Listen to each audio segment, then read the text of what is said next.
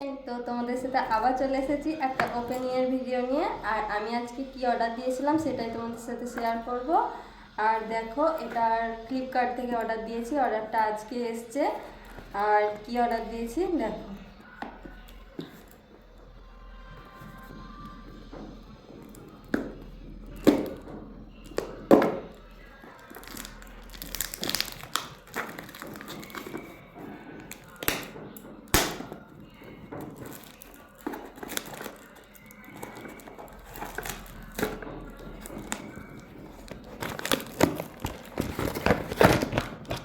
এই দেখো, অর্ডার করেছি।